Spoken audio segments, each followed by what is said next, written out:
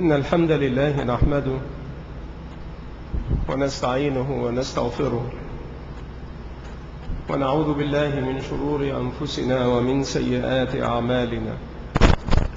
من يهده الله فلا مضل له ومن يضلل فلا هادي له، وأشهد أن لا إله إلا الله وحده لا شريك له، وأشهد أن محمدا عبده ورسوله صلى الله عليه وعلى آله وسلم.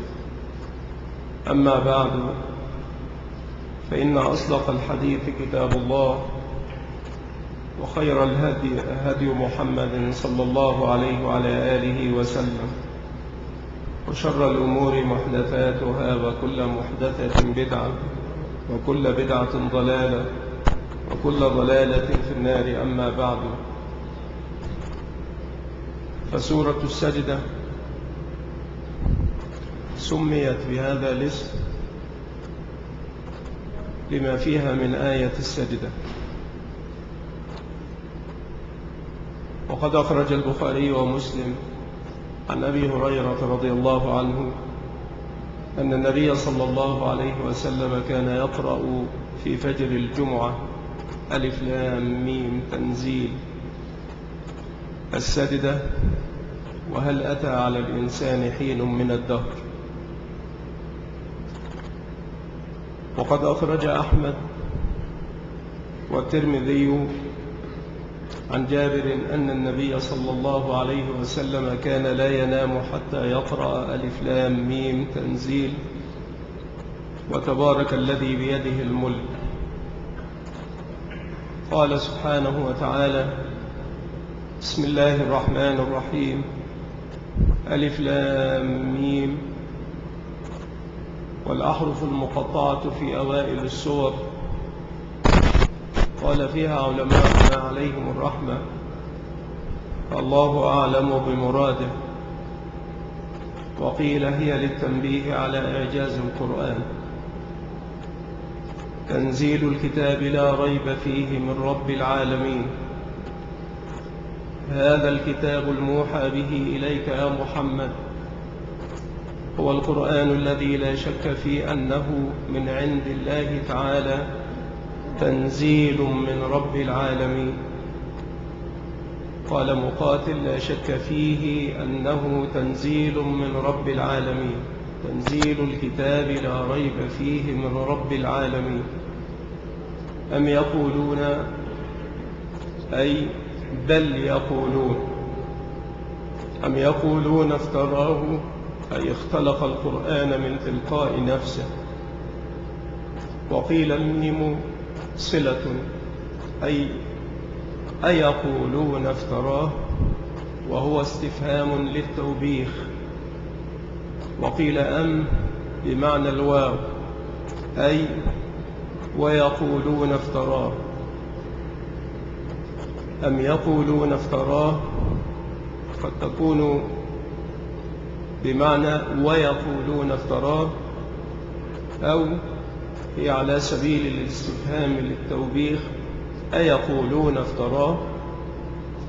وقيل فيه إضمار تأويله: فهم يؤمنون. أم يقولون افتراه.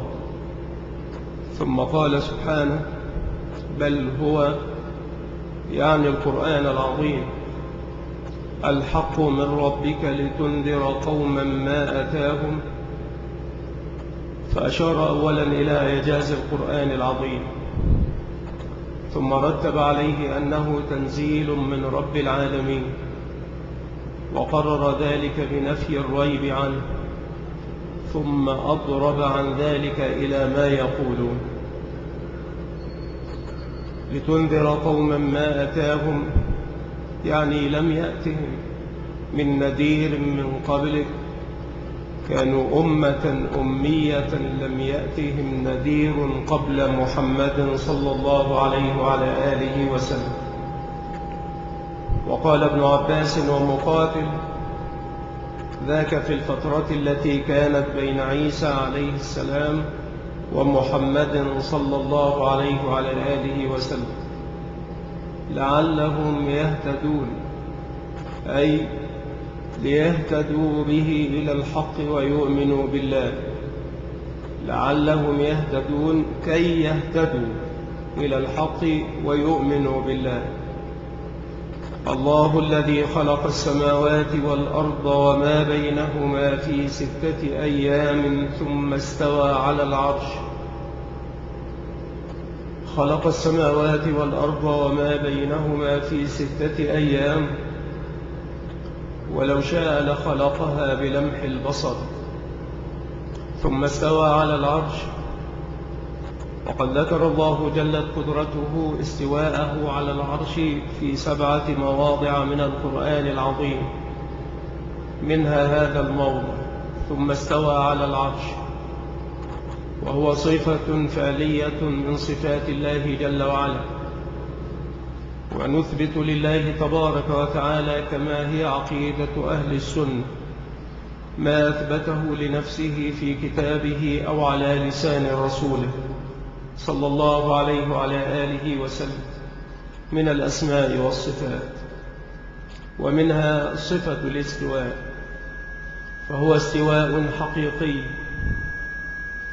هو حق على حقيقته، ولكننا نقطع الطمع عن معرفة كيفيته، فنفوض الكيفية لله جل وعلا، ونقول كما قال علماؤنا، ومنهم ربيعة الرأي ومالك رحمهما الله تعالى: الاستواء معلوم والكيف مجهول والسؤال عنه بدعة.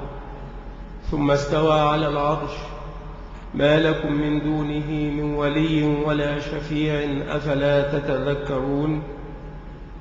ليس لكم من ولي يواليكم ويرد عنكم عذابه، وليس لكم من شفيع يشفع لكم عنده، ما لكم من دونه من ولي ولا شفيع أفلا تتذكرون.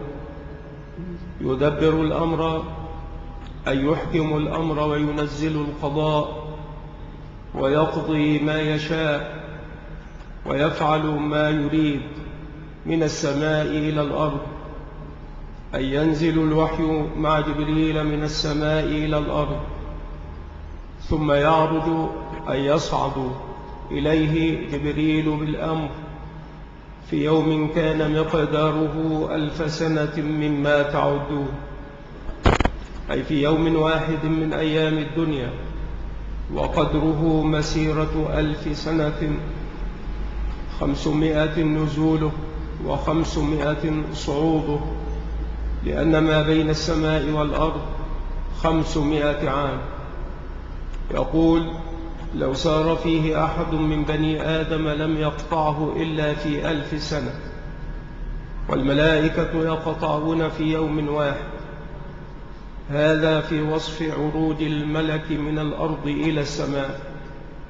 وأما قوله سبحانه: تعرج الملائكة والروح إليه في يوم كان مقداره 50,000 سنة، فأراد مدة المسافة من الأرض إلى سدرة المنتهى التي هي مقام جبريل. يسير جبريل والملائكة الذين معه من أهل مقامه مسيرة 50,000 سنة في يوم واحد من أيام الدنيا. هذا كله معنى قول مجاهد والضحاك. وقوله إليه أي إلى الله جل وعلا. وقيل على هذا التأويل إلى مكان الملك الذي أمره الله عز وجل أن يعرج إليه. وقال بعضهم 1000 سنة و50,000 سنة كلها في القيامة، يكون على بعضهم أطول وعلى بعضهم أقصر. معناه يدبر الأمر من السماء إلى الأرض مدة أيام الدنيا، ثم يعرج أي يرجع الأمر والتدبير إليه بعد فناء الدنيا وانقطاع أمر الأمراء وحكم الحكام في يوم مقداره 50,000 سنة، وهو يوم القيامة. وأما قوله 50,000 سنة فإنه أراد على الكافر يجعل الله ذلك اليوم عليه مقدار 50,000 سنة، وعلى المؤمن دون ذلك، حتى جاء في الحديث أنه يكون على المؤمن كقدر صلاة مكتوبة صلاها في الدنيا. أخرج نحوه الإمام أحمد في المسند، وأخرجه البغوي أيضا في شرح السنة. وفيه ابن لهيعة في حفظه شيء، لأنه اختلط بعد احتراق كتبه، وحسن الحديث الهيثمي في المجمع. وقال إبراهيم التيمي: لا يكون على المؤمن إلا كما بين الظهر والعصر. ويجوز أن يكون هذا إخبارا عن شدته وهوله ومشقته. ذلك عالم الغيب والشهادة، ذلك الذي صنع ما ذكره من خلق السماوات والأرض، عالم بما غاب عن عيان الخلق وما حضر. ذلك عالم الغيب والشهادة العزيز الرحيم، الذي أحسن كل شيء خلقه. قرأ نافع وأهل الكوفة خلقه بفتح اللام على الفعل، وقرأ الآخرون بسكونها، أي أحسن خلق كل شيء. قال ابن عباس: أتقنه وأحكمه. قال قتادة: حسن خلقه. وقال مقاتل: علم كيف يخلق كل شيء، من قولك فلان يحسن كذا إذا كان يعلم. وقيل: خلق كل حيوان على صورته، لم يخلق البعض على صورة البعض، فكل حيوان كامل في خلقه حسن، وكل عضو من أعضائه مقدر بما يصلح به معاشه. الذي أحسن كل شيء خلقه، وبدأ خلق الإنسان من طين، يعني آدم عليه السلام، ثم جعل نسله يعني ذريته من سلالة من نطفة سميت سلالة لأنها تسل من الإنسان، من سلالة من ماء مهين هو نطفة الرجل، ثم سوى خلقه ونفخ فيه من روحه، ثم عاد إلى ذريته فقال: وجعل لكم بعد أن كنتم نطفا السمع والأبصار والأفئدة قليلا ما تشكرون. يعني لا تشكرون رب هذه النعم فتوحدونه. وقالوا يعني منكر البعث: أإذا ضللنا أي هلكنا وذهبنا وضعنا وصرنا ترابا وغبنا عن الأعين في الأرض صرنا ترابا. وأصله من قولهم ضل الماء في اللبن إذا ذهب. وقالوا: أإذا ضللنا في الأرض أإنا لفي خلق جديد. استفهام إنكار، وكأنهم يريدون به النفي. فقال الله عز وجل: بل هم بلقاء ربهم كافرون، أي بالبعث بعد الموت، وهم جاحدون له مكابرة وعنادا.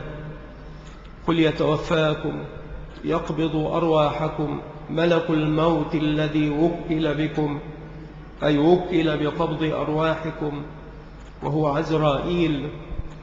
وإن لم يثبت ذلك الاسم له، وإنما هو عند أهل السنة ملك الموت، ولكن كثيرا من كتب التفسير تذكر هذا الاسم ولم يثبت صحيحا، وإنما هو ملك الموت. قل يتوفاكم ملك الموت الذي وكل بكم. والتوفي استيفاء المضروب للخلق في الأزل، معناه أنه يقبض أرواحهم حتى لا يبقى أحد من العدد الذي كتب عليه الموت، ثم إلى ربكم ترجعون، أي تصيرون إليه أحياء فيجزيكم بأعمالكم. ولو ترى إذ المجرمون المشركون ناكسوا رؤوسهم مطأطئوا رؤوسهم عند ربهم حياء منه وندما على ما فرطوا في جنب الله ربنا، أي يقولون ربنا أبصرنا ما كنا به مكذبين، وسمعنا منك تصديق ما أتتنا به رسلك. وقيل أبصرنا معاصينا وسمعنا ما قيل فينا، فارددنا إلى الدنيا نعمل صالحا إنا موقنون. وجواب لو مضمر مجازه لرأيت العجب، ولو ترى إذ المجرمون ناكسوا رؤوسهم عند ربهم ربنا أبصرنا وسمعنا فارجعنا نعمل صالحا إنا موقنون. أين جواب لو؟ ولو ترى إذ المجرمون كذا وكذا يكون ماذا؟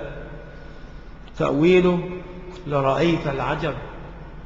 ولو شئنا لآتينا كل نفس هداها رشدها وتوفيقها للإيمان والخير، ولكن حق أي وجب القول مني لأملأن جهنم من الجنة والناس أجمعين. وهو قوله تعالى لإبليس لأملأن جهنم منك وممن تبعك منهم أجمعين. ثم يقال لأهل النار، وقال مقاتل إذا دخلوا النار قالت لهم الخزنة فذوقوا بما نسيتم لقاء يومكم هذا، أي تركتم الإيمان به في الدنيا، بما نسيتم لقاء يومكم هذا بما تركتم الإيمان به في الدنيا، إنا نسيناكم تركناكم وذوقوا عذاب الخلد بما كنتم تعملون من الكفر والتكذيب والعناد. إنما يؤمن بآياتنا الذين إذا ذكروا بها وعظوا بها وأرشدوا إليها خروا سجدا سقطوا على وجوههم ساجدين وسبحوا بحمد ربهم، قيل صلوا بأمر ربهم، وقيل قالوا سبحان الله وبحمده، وهم لا يستكبرون عن الإيمان به والسجود له. تتجافى أي ترتفع وتنبو، تتجافى جنوبهم عن المضاجع، جمع مضجع، وهو الموضع الذي يضجع عليه الإنسان، يعني الفرشة، وهم المتهجدون بالليل الذين يقومون للصلاة. واختلفوا في المراد بهذه الآية، فقال أنس نزلت فينا معشر الأنصار كنا نصلي المغرب فلا نرجع إلى رحالنا حتى نصلي العشاء مع النبي صلى الله عليه وسلم. وعن أنس أيضا قال نزلت في أناس من أصحاب النبي صلى الله عليه وسلم كانوا يصلون من صلاة المغرب إلى صلاة العشاء. وهو قول أبي حازم ومحمد بن المنكدر، وقال هي صلاة الأوابين. وروي عن ابن عباس رضي الله عنه قال إن الملائكة لتحف بالذين يصلون بين المغرب والعشاء وهي صلاة الأوابين. وقال عطاء هم الذين لا ينامون حتى يصلوا العشاء الآخرة. وعن أبي الدرداء وأبي ذر وعبادة بن الصامت رضي الله عنهم هم الذين يصلون العشاء الآخرة والفجر في جماعة. وأشهر الأقوال أن المراد منه صلاة الليل، فهذا هو المعتمد، وهو قول الحسن ومجاهد ومالك والأوزاعي وجماعة. عن معاذ بن جبل رضي الله عنه قال كنت مع النبي صلى الله عليه وسلم في سفر، فأصبحت يوما قريبا منه وهو يسير، فقلت يا رسول الله أخبرني بعمل يدخلني الجنة ويباعدني من النار. قال لقد سألت عن أمر عظيم وإنه ليسير على من يسره الله عليه، تعبد الله ولا تشرك به شيئا وتقيم الصلاة وتؤتي الزكاة وتصوم رمضان وتحج البيت. ثم قال ألا أدلك على أبواب الخير؟ الصوم جنة والصدقة تطفئ الخطيئة، وصلاة الرجل في جوف الليل. ثم تلا هذه الآيات: تتجافى جنوبهم عن المضاجع حتى بلغ جزاء بما كانوا يعملون. ثم قال: ألا أدلك على رأس الأمر وعموده وذروة سنامه؟ قلت: بلى يا رسول الله. قال: رأس الأمر الإسلام، وعموده الصلاة، وذروة سنامه الجهاد في سبيل الله. أخرجه الترمذي والنسائي وابن ماجه وعبد الرزاق وعبد بن حميد في المنتخب، وأخرجه الحاكم مطولا وصححه على شرط الشيخين ووافقه الذهبي. وفيه أن النبي صلى الله عليه وعلى آله وسلم ذكر الآيات بعد أن ذكر صلاة الرجل في جوف الليل، فأشهر ما قيل في الآية وهو المعتمد أن المراد منه صلاة الليل، وهو قول الحسن ومجاهد ومالك والأوزاعي وجماعة. وعندنا فيه قول رسول الله صلى الله عليه وسلم: وصلاة الرجل في جوف الليل، ثم تلا الآيات. قوله عز وجل: يدعون ربهم خوفا وطمعا. قال ابن عباس: خوفا من النار وطمعا في الجنة، فهم بين الخوف والرجاء. ومما رزقناهم ينفقون. قيل أراد به الصدقة المفروضة، وقيل في الواجب والتطوع. فلا تعلم نفس ما أخفي لهم. قرأ حمزة ويعقوب: أخفي لهم ساكنة الياء، أي أنا أخفي لهم. ومن حجته قراءة ابن مسعود: نخفي بالنون. وقرأ الآخرون بفتحها: من قرة أعين، أي مما تقر به أعينهم، جزاء بما كانوا يعملون. عن أبي هريرة رضي الله عنه عن النبي صلى الله عليه وسلم قال: يقول الله تبارك وتعالى: أعددت لعباد الصالحين ما لا عين رأت ولا أذن سمعت ولا خطر على قلب بشر. متفق عليه. فلا تعلم نفس ما أخفي لهم من قرة أعين جزاء بما كانوا يعملون. قال ابن عباس: هذا مما لا تفسير له، لأن الله تبارك وتعالى أخفى لهم ذلك العطاء. وعن بعضهم قال: أخفوا أعمالهم فأخفى الله ثوابهم. وقد قال الله تبارك وتعالى: أعددت لعباد الصالحين ما لا عين رأت ولا أذن سمعت ولا خطر على قلب بشر. أفمن كان مؤمنا كمن كان فاسقا لا يستوون. ولم يقل: وقد ذكر المؤمن والكافر لا يستويان، لأنه لم يرد مؤمنا واحدا ولا فاسقا واحدا، بل أراد جميع المؤمنين وجميع الفاسقين. أفمن كان مؤمنا كمن كان فاسقا لا يستوون. أما الذين آمنوا وعملوا الصالحات فلهم جنات المأوى التي يأوي إليها المؤمنون، نزلا بما كانوا يعملون. والنزل ما يعد من اللطف والإكرام والمعيشة بأسبابها للضيف والزائر الغريب، نزلا بما كانوا يعملون. وأما الذين فسقوا فمأواهم النار يأوي إليها المجرمون الكافرون والفاسقون. وأما الذين فسقوا فمأواهم النار كلما أرادوا أن يخرجوا منها أعيدوا فيها وقيل لهم ذوقوا عذاب النار الذي كنتم به تكذبون. وهذا من باب النكاية بهم والإزراء عليهم والحط. ولنذيقنهم من العذاب الأدنى دون العذاب الأكبر، أي سوى العذاب الأكبر، لعلهم يرجعون. ولنذيقنهم من العذاب الأدنى سوى العذاب الأكبر، دون العذاب الأكبر، لعلهم يرجعون. قال أبي بن كعب والضحاك والحسن وإبراهيم: العذاب الأدنى مصائب الدنيا وأسقامها. وهو رواية الوالبي عن ابن عباس رضي الله عنهما.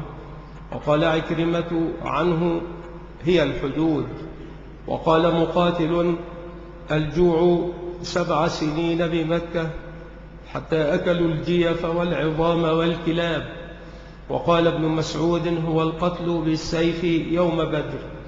وهو قول قتادة والسدي: دون العذاب الأكبر، يعني عذاب الآخرة، سوى عذاب الآخرة، لعلهم يرجعون إلى الإيمان، يعني من بقي منهم بعد بدر وبعد القحط وبعد ما أصابهم مما نزل بهم من العذاب الأدنى، على اختلاف أقوال المفسرين. وفي النهاية هي لا تتجافى ويحتملها جميعها اللفظ: ومن أظلم ممن ذكر بآيات ربه ثم أعرض عنها إنا من المجرمين، يعني المشركين، منتقمون. ولقد آتينا موسى الكتاب فلا تكن في مرية من لقائه، يعني فلا تكن في شك من لقاء موسى ليلة المعراج. قاله ابن عباس وغيره عن ابن عباس عن النبي صلى الله عليه وسلم قال: رأيت ليلة أسري بي موسى رجلا آدم طوالا جعدا كأنه من رجال شنوءة. فرأى النبي صلى الله عليه وعلى آله وسلم موسى ليلة أسري به رجلا آدم فيه سمرة، طوالا أي طويلا، جعدا يريد جعودة الجسم وهو اجتماعه واكتنازه، لا جعودة الشعر، كأنه من رجال شنوءة. قال السدي: فلا تكن في مرية من لقائه، أي من تلقي موسى كتاب الله بالرضا والقبول. ولقد آتينا موسى الكتاب فلا تكن في مرية من لقائه، أي من لقاء موسى كتاب ربه الذي آتاه إياه. فهذا قول. وأيضا لا تكن في شك من لقاء موسى ليلة المعراج، وقد رآه ووصفه صلى الله وسلم عليهما. وجعلناه يعني الكتاب وهو التوراة. قال قتادة: جعلنا موسى هدى لبني إسرائيل، وجعلنا منهم يعني من بني إسرائيل أئمة، أي قادة في الخير يقتدى بهم، يعني الأنبياء الذين كانوا فيهم. وقال قتادة: بل هم أتباع الأنبياء، يهدون أي يدعون بأمرنا لما صبروا. قرأ حمزة والكسائي بكسر اللام وتخفيف الميم، أي لصبرهم. وقرأ الباقون بفتح اللام وتشديد الميم، لما صبروا. ولما صبروا أي لصبرهم. وقرأ الباقون بفتح اللام وتشديد الميم، لما أي حين صبروا على دينهم وعلى البلاء من عدوهم بمصر، وكانوا بآياتنا يوقنون. قوله تعالى: وجعلنا منهم أئمة يهدون بأمرنا لما صبروا وكانوا بآياتنا يوقنون. قال العلماء: بالصبر واليقين تنال الإمامة في الدين. وكان شيخ الإسلام رحمه الله تعالى يدندن حولها كثيرا: بالصبر واليقين تنال الإمامة في الدين. يقول تعالى: وجعلنا منهم أئمة يهدون بأمرنا لما صبروا وكانوا بآياتنا يوقنون. إن ربك هو يفصل أي يقضي بينهم يوم القيامة فيما كانوا فيه يختلفون. أولم يهدي؟ الاستفهام للتقريع والتبكيت والتوبيخ. ألم يتبين لهم كم أهلكنا من قبلهم من القرون يمشون في مساكنهم إن في ذلك لآيات أفلا يسمعون. آيات الله وعظاته فيتعظون بها، أفلا يسمعون؟ أولم يروا، وهذا للزجر وللتوبيخ أيضا، أولم يروا أنا نسوق الماء إلى الأرض الجرز، أي اليابسة الغليظة التي لا نبات فيها، فنخرج به زرعا تأكل منه أنعامهم من العشب والتبن، وأنفسهم من الحبوب والأقوات والثمار، أفلا يبصرون؟ ويقولون متى هذا الفتح إن كنتم صادقين. قيل أراد بيوم الفتح يوم القيامة الذي فيه الحكم بين العباد. قال قتادة: قال أصحاب النبي صلى الله عليه وسلم للكفار: إن لنا يوما نتنعم فيه ونستريح، ويحكم الله فيه بيننا وبينكم. فقالوا استهزاء: متى هذا الفتح؟ أي القضاء والحكم.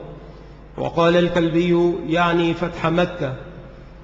وقال السدي: يوم بدر، لأن أصحاب النبي صلى الله عليه وسلم كانوا يقولون لهم: إن الله ناصرنا ومظهرنا عليكم، فكانوا يقولون ردا: متى هذا الفتح؟ ويقولون متى هذا الفتح إن كنتم صادقين. قل يوم الفتح يوم القيامة لا ينفع الذين كفروا إيمانهم. ومن حمل الفتح على فتح مكة والقتل يوم بدر قال معناه لا ينفع الذين كفروا إيمانهم إذا جاءهم العذاب وقتلوا وماتوا كافرين. قل يوم الفتح لا ينفع الذين كفروا إيمانهم ولا هم ينظرون، لا يمهلون ليتوبوا ويعتذروا فأعرض عنهم. قال ابن عباس: نسختها آية السيف، فأعرض عنهم وانتظر إنهم منتظرون. قيل: انتظر موعدي لك بالنصر، إنهم منتظرون بك حوادث الزمان. وقيل: انتظر عذابنا فيهم فإنهم منتظرون ذلك. فهذه معاني مفردات كلمات سورة السجدة.